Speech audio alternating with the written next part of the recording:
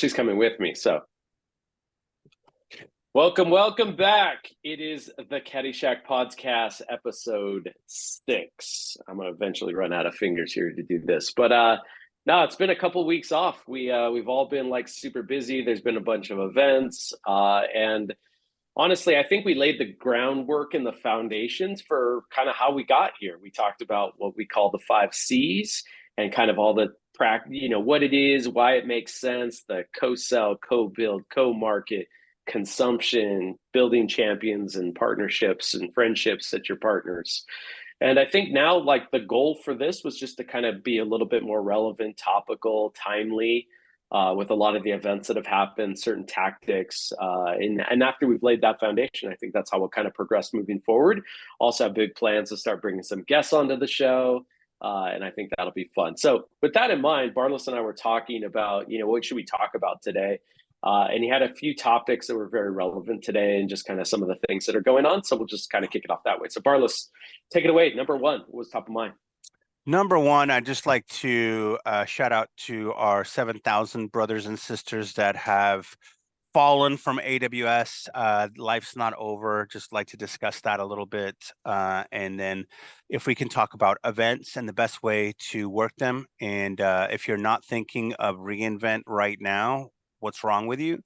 That's it's a lesson that we've all learned in the past of, like, don't wait till the day that reInvent sponsorships open up to think about what you're doing for reInvent. And then I'd like to talk about whatever you guys want to talk about. That's my topics that I have. But let's get started on those. So the 7,000. Take it away.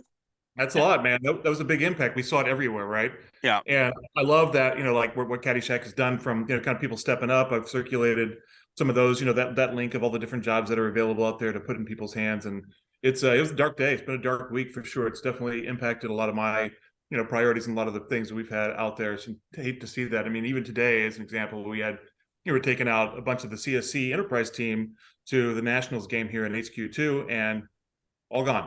All of them, 50 people that we're going to go enjoy and do stuff like that with. Lunch and Learn yesterday, same thing. So it's gnarly. I think it's definitely hate. They still like baseball and hot dogs.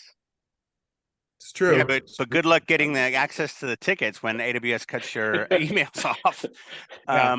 That's a problem. And luckily it got rained out. That's a different story. But no, it's an interesting world out there. I think there's, being as optimistic as I am, right? It's the first time that AWS has ever had a RIF, and it's really interesting just because they're so big and they've grown so fast, and kind of this pivot is interesting from what Andy had decided to do with the organization, right? And lots of those things flowing around there.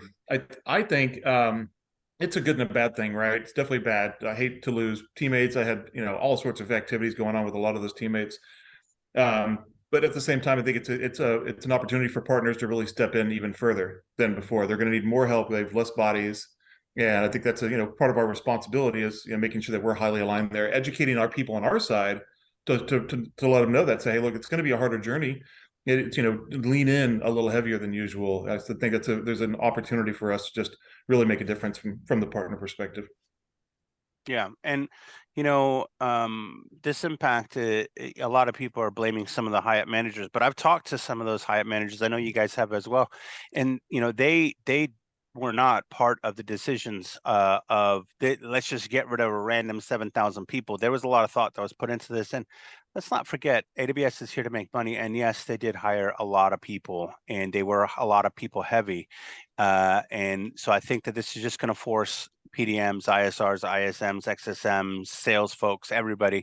They're going to have to step up a little bit more and pick up some slack. And as we all know, AWS pays pretty good. So I think that they'll be okay.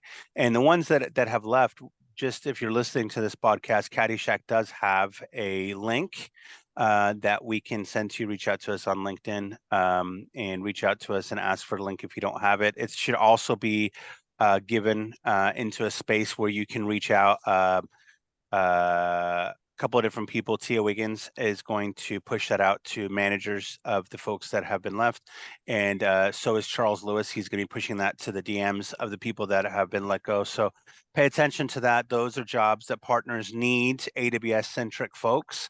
and we'll get you back on your feet. All right, enough. Yeah, I was gonna say, even for me, I have an open headcount for a position in New York, and Monday morning, I've got an interview with someone who's let go that I know is way more than qualified for the role that I need. So, yeah, friends helping friends out, and so the other thing I will say is many of these awesome folks at AWS are going to end up at ISVs and SIs doing roles like us. So guess what? Now you're actually allowed to join CADyShack. So Yay! when that happens, we don't allow people who currently work at AWS in the Cool Kids Club. So when you're on the outside, join, and you can kind of be on the inside. And don't even wait till you get the job. Like if you want to join, like if you're planning on being in alliances, not sales, but if you're an alliance person and you're looking for an alliance job, feel free to reach out. We'll let you into the CADyShack as that, and that can, because a lot of our members find their jobs in the CADyShack. I mean, look at Jesus. He's fantastic, and he runs the alliances for ProsperOps. He found that job inside our program. So there's a lot of people that find them in there, but that's unfortunately, many of us have been in that situation. I'm sure many of us will be in that situation again. We just got to help each other to make sure that everyone's working. And that's one of the reasons why CADyShack is awesome, I think. Yeah, it's funny. There's another leader of leaders he won't be named of this because I think today is his last day. But it was one of the first things he mentioned to me over time was, he goes, "Sweet, now I can finally join CADyShack." That's exactly what he told me too. So yeah, crazy bastard. I mean, so I hope you're listening, you crazy bastard. I'm not going to say your name, but we are very sad. Yeah, we're very sad about you leaving, sir. But yeah, jeez. Anyways, all right. So moving on. Let's talk about events. I know you had the second thing. Yeah. Let's talk about events. That's a good one. I think that I think again, it depends on your relevant. Yeah, it's very relevant. Obviously, all the events that are coming up, summits. Do you do the summit? Do you not? How do you approach it? Yeah. How do you get the best activity of it? And everybody is different, right? Where some people are responsible for AO, right? Other people want influence. Other people want just hey, it's brand awareness and stuff like that. So yeah, I'd love to hear y'all's thoughts on it. I definitely have what I like to get out of it. For me, my customer is always Amazonians. That's who I want to spend most of my time with. And so those events tend to be heavy on the Amazon side because I want those relationships, and we have a whole cadence that comes behind that, and that's why I do that. But I want to hear your thoughts, Mike. Well, I was going to say we do a bunch of events, and honestly, recently, let's see, 2 Fridays ago, we did an event with CADyShack, and we got a bunch of partners together, and Barlos put it all together, and it was a huge success for what it is. If you know kind of what you're doing, what's the outcomes, the whatever. And then, I think for Barlos, he turned a lot of that, like what he's been doing well, and just turned it into a nice blog article for the members. So I think that's kind of a good thing. So, I mean, I can turn the ball over, but I think, we just did the boat party event, the Catalina wine mixer. Obviously, we're all planning for Reinforce, and then obviously you start planning for stuff now at reInvent, because if you're not planning now or a couple months ago, then guess what? Nothing's available, and you're picking second and third tier options for what you want to do to kind of coalesce your customers, prospects, your friends and family at AWS, all that fun stuff. And so Barlos, kick it off. Like we just did the effing Catalina wine mixer, right? Like what was the thought behind that? What did we do? Who'd you get? I mean, we ended up having 120 people, right? And several partners. That's only because we left people at the on shore. Like that's how a boat works. That's how it works. You got to get there. So yeah, we did a great job. We put we only expected, actually, to be honest, I was only expecting 80 people, and I thought it was going to be like, okay, we'll get to 80 people one way or another. And then thanks to Angela Triantos getting us into the DMB team, next thing you know, the entire DMB West team was like, yeah, we're all coming. Can you handle all of us? And I was like, sure, come on over. And so overnight we went from 90 people, which we were happy with, to 188 people, which we were ecstatic about. and 128 people showed up, and the only reason we didn't get more is because we closed the dock on the faces of some folks. Unfortunately, sorry about that, but in all our messaging, we said please be there 15 minutes before because the boat's leaving at 5. And then we had 3 hours of Tia Wiggins, Charles Lewis, Karen Johnson, Stringer Johnson. I can't ever keep those straight. Alicia Perishow. KSJ, that's right. And we had, the best time. We went through Alcatraz and then under the bridge, and it was the most beautiful day. Even people from San Francisco were like, we never get to see the bridge this long because of weather.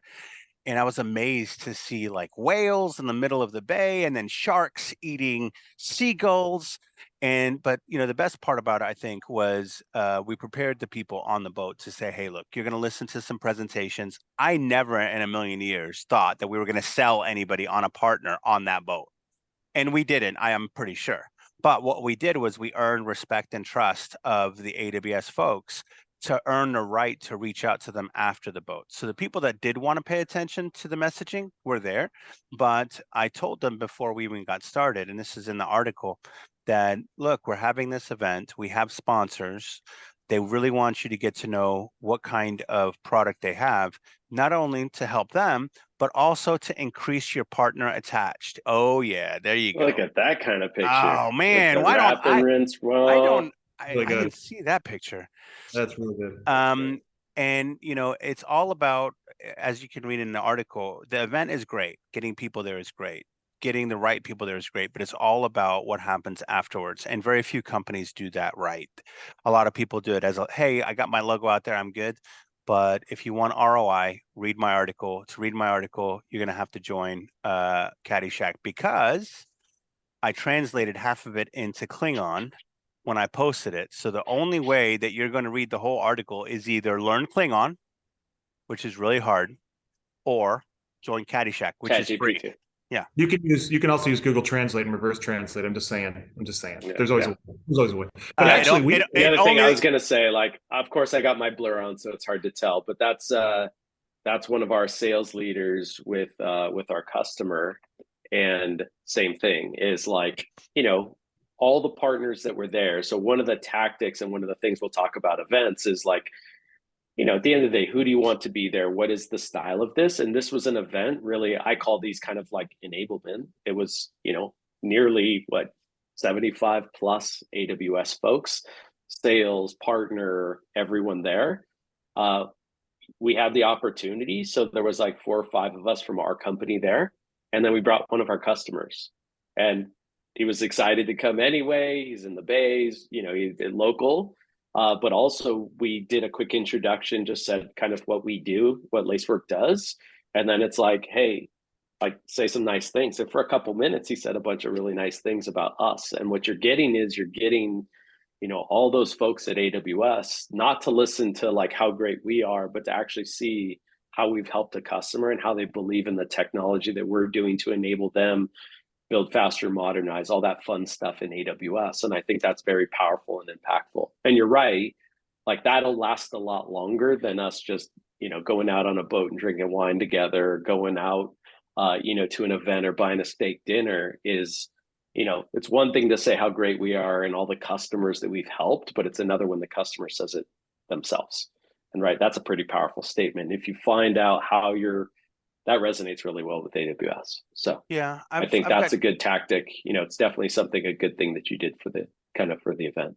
I got 2 things to say about that. One, that person that you brought from Partech, when I first joined, and you know this, Michael, but our audience and Brett might not know, but when I first joined AWS, I was in sales for about 5 months until I could finagle my way into partners.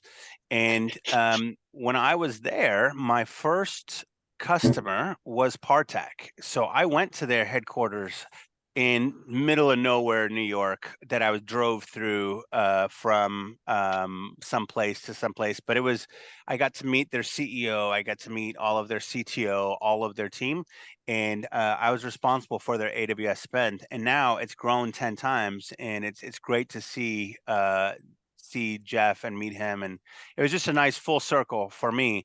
The other thing I wanted to say is when I was in New York, every Tuesday or Monday, I had this thing called Sweet and Savory Mondays, and I created a 30-minute time where a partner could come in and talk to the East Coast SAs, and they had 30 minutes to showcase a product, make sure that they solved a particular problem. The SAs loved it. And then the next day, I had them come in for lunch, but they had to bring a customer. That was the rule. You come in for lunch, you got to bring a customer. And if they, for the partner lunches that they didn't bring customers, I noticed that no one paid attention and half the people didn't show up for these lunches. But the ones that I created that had a customer there, all of the district managers made it mandatory that their salespeople be in that meeting, and they made it mandatory to ask questions. So we had to, stop these meetings after an hour and a half because everyone was asking a lot of questions because, they want to know. And so I'm a big believer that anytime you do any events, if you can bring your customer to the event, even better. And secret, now it's MDF eligible because you brought your customer to the event. So that's a pro tip right there. Bring your customers everywhere you can. Just make sure that the customer loves you and it's not just a customer you just signed, because that can backfire big time. Cool. What were the other couple things? Like, again, actually, it turned out you both did both things on the same day. Yeah. And as a partner of Deep Watch, you did something too. But also, I think we find a pattern that those are interesting because now you've got kind of a contained audience for 2 or 3 hours. If there was someone there that you wanted to meet, like the new head of DMB, I got to say hi. I'm not selling, but it's like you get to connect and hopefully not talk about work all the time, but at least you're in a confined area where it's easy enough to just bounce around, meet a whole bunch of people. No one's going anywhere. And I ended up meeting all kinds of people, and I thought it was great. It was a great day. When it was fun because we both had double boat trips, right? I was running the East Coast one. We were doing deep sea fishing, and Lacework was a sponsor of that too. And that was super fun to put together. And you spend a bunch of time with people, and there it's something really unique. They get to get out of the house, go do something for a while. And ours was during was noon to between noon and 5 o'clock. And so it's kind of splitting up the day, and people showed up. I'd say we had like 85% attendance for all the people that showed up to that too, and partners and Amazonians, and it was a magical day. So between looking at whales and dolphins, I think that was something that's really easy and repeatable. People do like unique things. I've always talked about things like that, where I think those are really get creative with it. Think about something that you want to do. You want to go race go-karts? Guess what? Other people do too. Like fun stuff, like make which memories. We've done. Yep, which we've done. Mm-hmm. But make memories where if you're going to do something like as goofy as another happy hour or a CIO roundtable dinner or some crap, like make it interesting. Like I had an event actually I want to say I might have stolen it from Barlis, his idea from years ago, but I had a CISO happy hour, but I rented a Frank Lloyd Wright house in Chicago to do it, and like 29 of the 30 CISOs showed up, because who's not going to want to have a cocktail, sit around talking smart and intellectual in a freaking Frank Lloyd Wright house? So I think that's always something.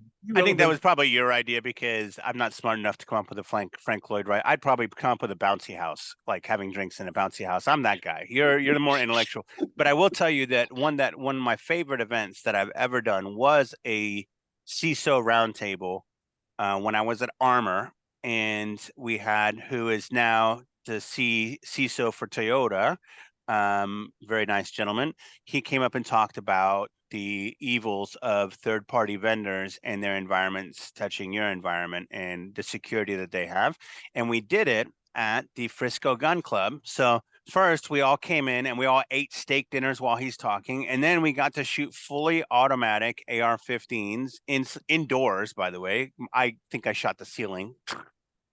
And then after that, there's a bar, because it's Texas. There's a bar in the gun club. So then we got to drink, and it was with the CISO of American Airlines and Southwest Airlines, because they wanted to shoot guns, because that you got to know your audience, right? Like if you know your audience, if you're in Texas, everyone likes to shoot things. Throw a shooting event, and I think that was one of my favorites. Although I I got a good one too. Hats I'll off to bring it. my Canadian team. A lot of them, love hockey and Don't trust play Canadians. hockey and grew up with hockey.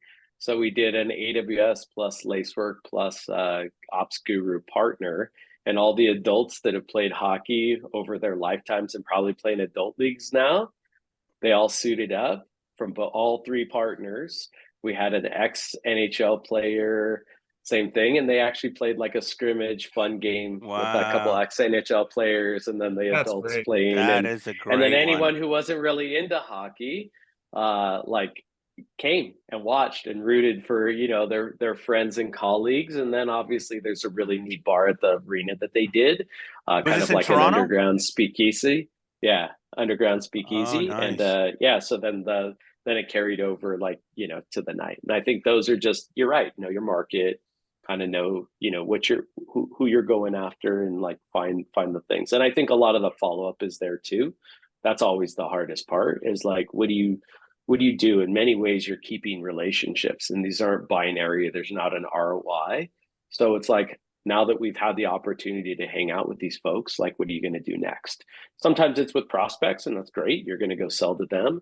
Most of the time I found that a lot of the really good events for us is where someone's kind of in our pipeline and they know us as a vendor, or we've been doing demos and stuff, and they're now starting to meet us as people. And obviously in that case, I don't feel that we ever sell to anyone, right? You're trying to partner with them. Do I understand the problem you have, and do I have a solution that solves that problem? And people are going to buy from people and solutions and folks that they trust and believe are in the boat with them.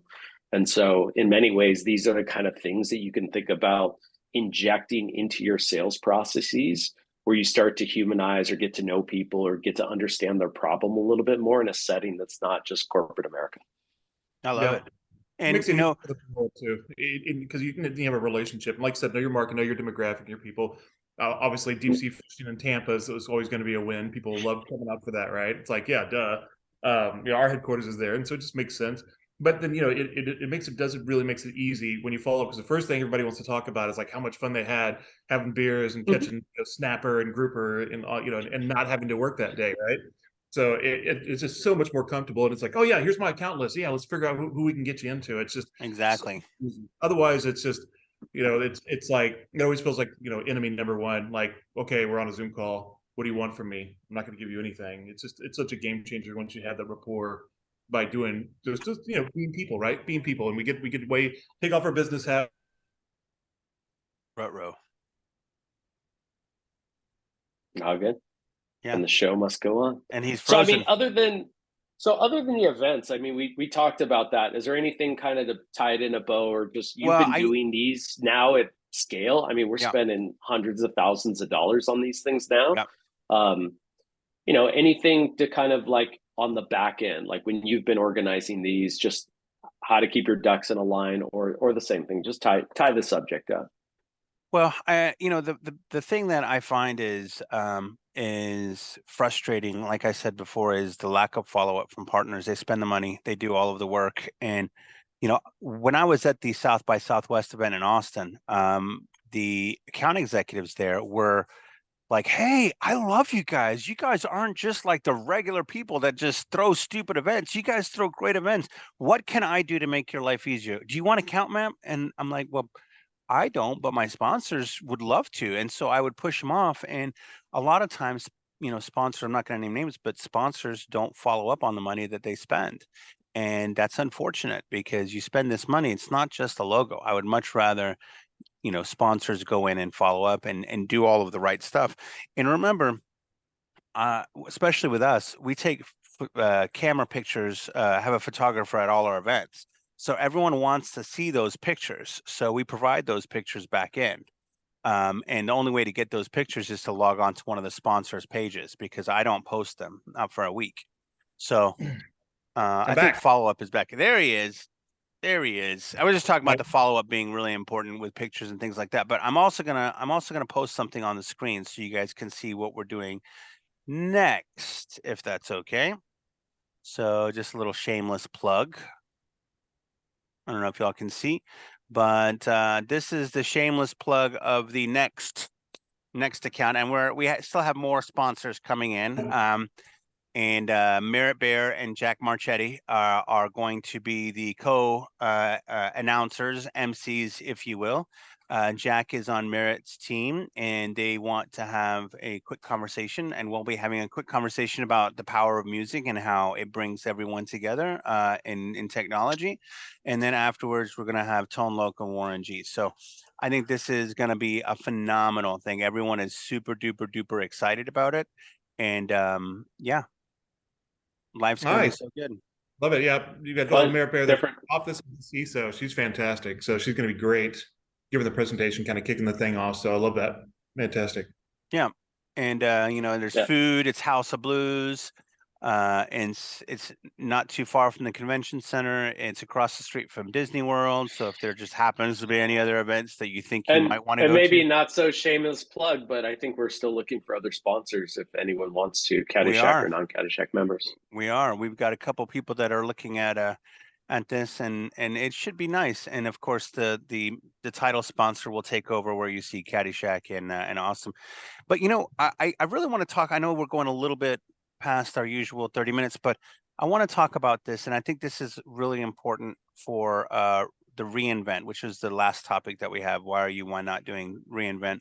I think if you're going to pitch a topic, or you're going to pitch an event to your bosses, or you're going to do anything at reInvent, or actually any summit, I think one of the most important things is that there's actual ROI involved in your event, right? I think that none of us, I'll say I'm guilty as well, have really pushed for an actual sales ROI on our event, because we're guilty of that. Because I mean, I do. I track 10x for well, every dollar we spend.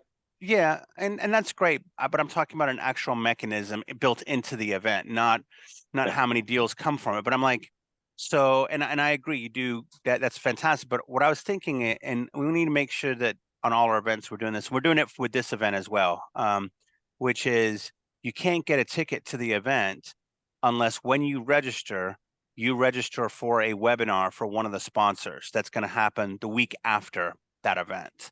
Now, they can show up or they don't have to show up, but the fact that they do have that on their calendar and they are listed means that the sponsor can email you and say, hey, look, don't forget your webinar's tomorrow. We're going to be giving away stuff every 15 minutes, which I highly recommend. And you could win it just by answering a single question on Chime. Great, fantastic. Yeah. But that's only part of it. The other part of it is making them come to your booth to get the ticket for your event. So now, not only have they clicked on it, they've clicked on your webinar, so they're already scheduled. They're picking up physically a ticket from your booth to go to an event that you get to hang out with them. Whether you use this for prospects or you use this to, find other ones, now it's an actual vehicle. And I think AWS has really appreciated that we're going to be doing this, and it seems to be a revolutionary way of how to do events. So I think that is super important. And if you're not going to do that for reInvent, I think you're kicking yourself in the foot. So that's my 2 cents. What do y'all think? I don't like to kick myself in the foot first. Yeah. Why? Yeah. Feels great. No, I think it makes sense. Like, again, we do multiple events, and I think getting someone also, it's a pretty low key. Like, this one's at Reinforce. We've got a whole bunch of people. We got a big booth. We got whatever giveaways, t-shirts, socks, whatever tchotchke we're giving away. Plus, we got demo stations set up. So if you're just curious to see what we do, have a quick conversation while you're grabbing your wristband or your ticket, I just think it kind of connects it all around. It adds the human, and it starts to understand what you're doing. And a lot of this, when you think of the top of the funnel, you think of these marketing events, like, no one's selling anything. We're just trying to get to know you, and we're trying to explain kind of what we do and how we've helped other people. So in many ways, it's just, people, like, this is really just getting to know people and just kind of starting things out pretty early. So I find in many ways that's really what it is. And what's your expectations for this? Yeah, of course, like, we're trying to spend money to make money, but also there's, we'll do stuff that's, like I mentioned, enablement and relationship building. That's stuff with all of AWS. I'm not expecting an ROI on that stuff. It's because I work with them on things, and we're going to continue to work on things in the future. And so I don't want to try to tie an ROI to that. Or we do other things that, it's just branding, visibility. There's not necessarily just have to be okay with that. It's just not really an ROI type of thing. But to stay top of mind and to kind of, and then over time, there's the other stuff that are very, very specific. You're definitely trying to, generate business from. And that's just very different. And yeah, I think our best is like we think about a 10x ROI. Also, that's kind of the standard when you get closer and closer. You work with the marketing teams at AWS with things around MDF, like marketing development funds. Like everyone wants to see that. Don't just do it for no reason. Let's have intention. Yes. Let's drive this or demand gen or whatever else. Let's drive it to return. Again, you're tracking top of the funnel, you're tracking marketing qualified leads, sales qualified leads down into opportunities, and opportunities hopefully eventually turn into revenue. So there's a science to the madness. It's not all parties and having a good time. Like obviously this is to get to revenue and grow your business. But at the very beginning, I think I agree. These experiences are things that you remember. So get creative. And I think, unless you guys had anything else, I think that kind of ties up the subject. Yeah, it's staying relevant. Right? I'd say that was kind of my last note with this. That's, I definitely go towards these things with intent every single time. And it is about, influence, enablement, pipeline, a combination of whatever that it all leads. We have a path that we're going down. And because, and the more creative you can get to have memorable events, I think that's super, super important, because half of our job here is, not only fighting and evangelizing why we're doing this with AWS internally, but also staying relevant to AWS sellers, because they've got, there's 1,100 partners in ISV Accelerate and SRP, and plus another couple thousand CPs and SIs, and they're all fighting for their time and trying to be memorable and build those relationships. So I think, the more we can do things like this, that's literally half the fight. They can't be responsible for remembering everything we do. And I actually had a note from a guy last week saying, hey, can you send me some of those email scripts so I can do the outreach? And he goes, look, sorry, I probably talked to 100 other partners. I can't remember what everybody does. And it was just, one of those nice, kind reminders that they've got a serious fight in front of them. There's so many partners that do lots of things really, really well. And it's hard to remember even half of them. And that's on top of the 275 products they have to sell, right? That they're super focused on, much less bringing in a partner. And a lot of the partners, honestly, just tear the Band-Aid off. They have no idea how to work with AWS.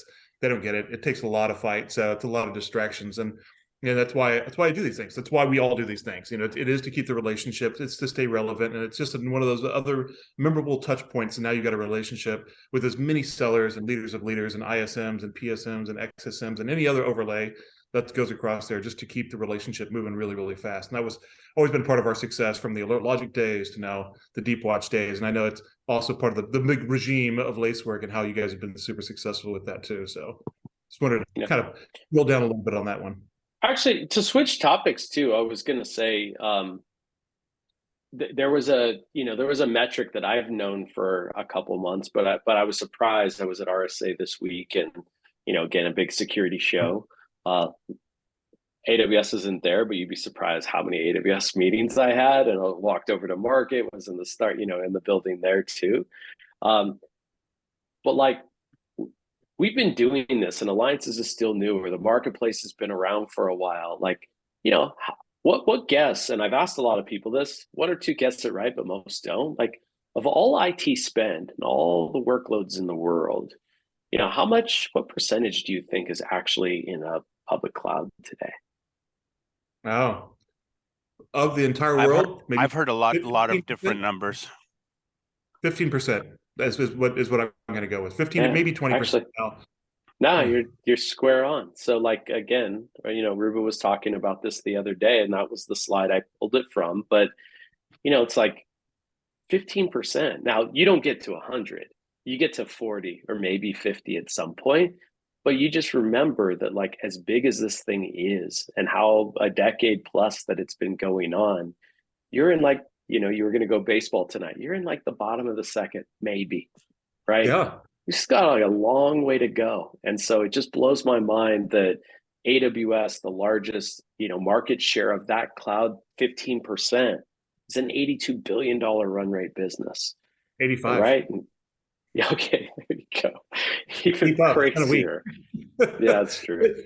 And that's exactly how that's it. So it's like, this stuff is just big and getting bigger. And look, there's a lot of these big SIs and GSIs and value-added resellers, a lot of these companies are trying to move people to the cloud. And I've realized a lot of ISVs like us and a lot of the folks from CADyShack, it's like we're the enablers to that. We might be the, the grease that kind of helps things move along, or I've got all these workloads in the cloud and I'm moving them to a public cloud. And like, we're great at cloud security, so we're part of that landing zone. So I think in many ways, like, to tie this back, it's still early. And so when we talked about your superpower and figuring out how you're helping, like, you got to do this over and over.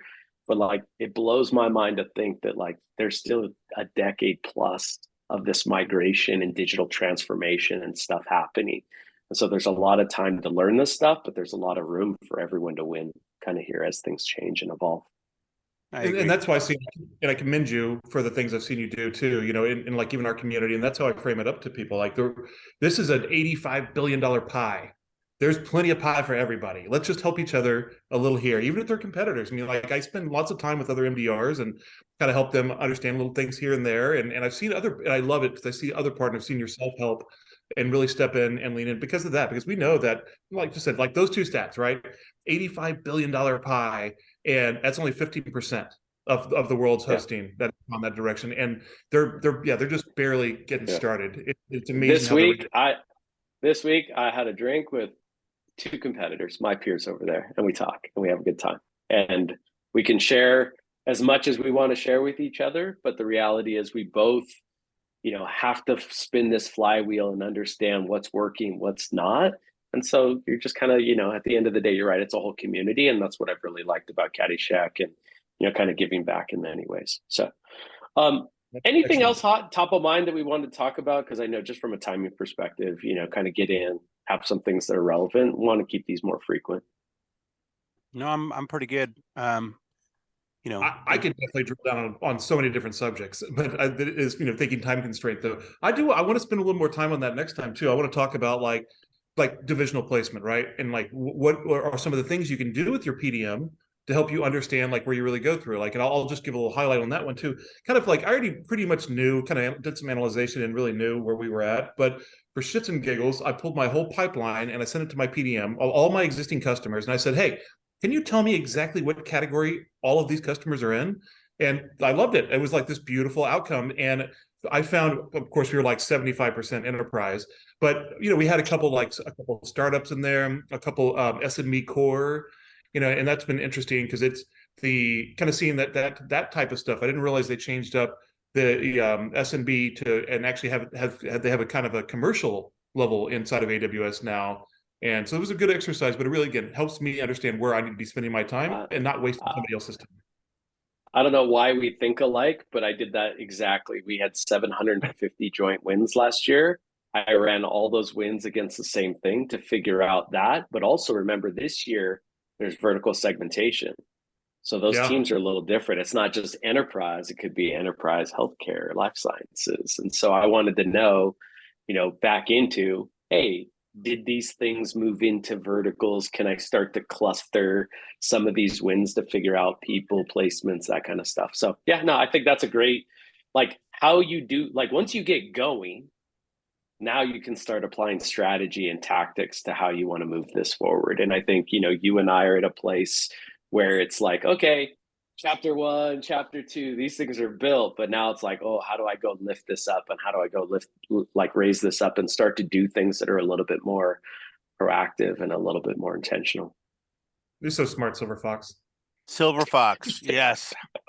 No, all right. Next time, I listen to you guys. I also want to bring in if we can find maybe a founder of an SI, bring them in to kind of talk to us about mixing with some ISVs, because we've all heard from AWS managers, as you know, Michael, SIs are the future for where they're leaning. So if we can maybe think about that. And I think a lot of the topics too is like, comment on our stuff. Like, what do you guys want to hear about? I think we're at the point where the goal was to kind of lay the foundations, explain kind of some of these dark arts, things that you could go read the APN guides that like, it won't make sense and it won't connect the dots.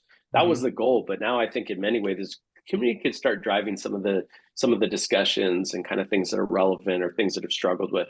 I know I don't always keep the best track, but most of the questions that I get asked are not what, they're how. Like, how did you talk about marketplace with your CEO, CRO, CFO? How did you and it's really these like situational, things. And I think a lot of that. So I think those are great topics too, but I think let's just let the community, LinkedIn, YouTube, whatever. I know we post this in multiple places. Reach out to us, send us some topics you want to hear for in future episodes. So yeah, with that being said, and join CADyShack. Stay right on time. Yeah, join CADyShack. CADYSHACK.com. So yeah, join. Great to talk to you guys, and another successful episode. Peace. Thanks, everybody.